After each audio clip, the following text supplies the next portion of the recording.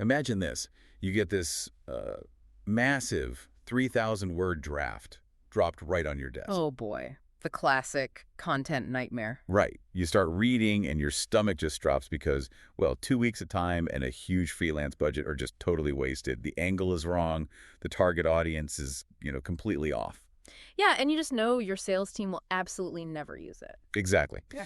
Okay, let's unpack this. We're doing a deep dive into J.P. LeMaitre's BDB sales enablement research to figure out how to stop that exact. For a sales leader, a bad post isn't just annoying, right?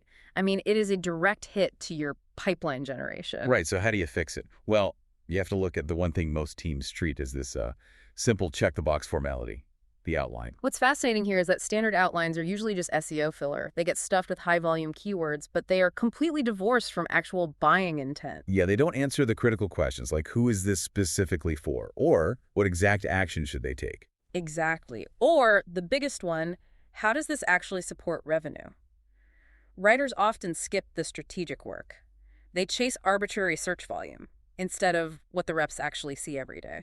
It's like treating an outline as a casual grocery list, just jotting down a few topics to cover.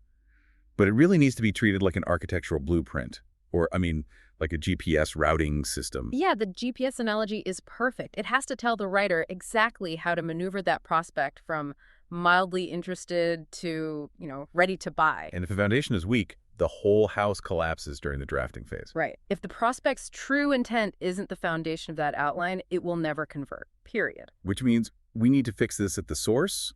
Keyword brainstorming shouldn't happen in some marketing vacuum, right? It has to pull directly from the sales front line. Exactly. You need to be mining actual sales call recordings, pulling from CRM notes, looking at support tickets. Just to answer the real questions prospects are asking right before they buy. Exactly, because that is your buyer intent data right there.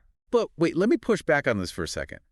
If we force writers to get stakeholder buy-in from sales leadership before they even start writing, won't that create a massive bottleneck? It sounds like it would, yeah. Right.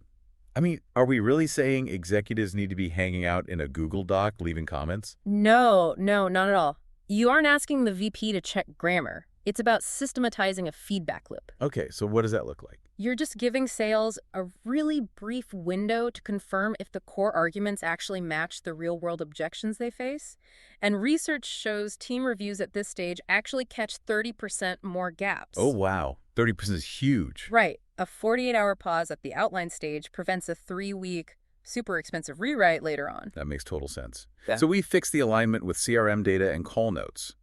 But how do we ensure the execution is actually credible enough for an executive buyer? Well, by mandating that every single claim has proof before the drafting even begins, LeMaitre suggests teams maintain what he calls a hot stats document. A hot stats document. What? A cheat sheet. Yeah, basically. It's a centralized, constantly updated list of industry benchmarks. Things like quota attainment or average ramp times. Oh, I imagine having that ready to go speeds up publication immensely. Huge time saver. Writers aren't spending hours hunting down one obscure statistic, right? It builds instant credibility. But here's the counterintuitive part of the execution. You actually have to write the title last. Wait, really? That feels entirely backwards. Usually the title is the very first thing on the page. I know it is. But LeMaitre recommends using the BRAVE framework. That stands for benefit, relevance, authority, value, and emotion. Okay, brave. Got it. And you only apply it after the outline is fully baked, because the body of the outline proves you actually have the authority and the value.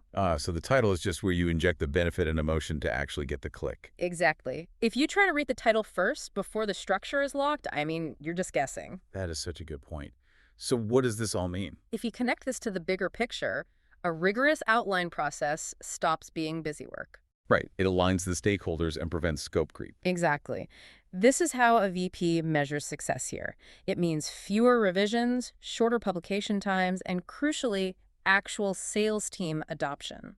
Because they finally have collateral, they actually want to distribute. You really have to treat your content strategy as a pipeline driver, not just a publishing checklist. 100%. It has to drive pipeline. And, sometimes a good outline reveals a topic just isn't worth creating at all. It has low intent or doesn't map to the buyer journey. Which saves incredible amounts of time and budget. Right.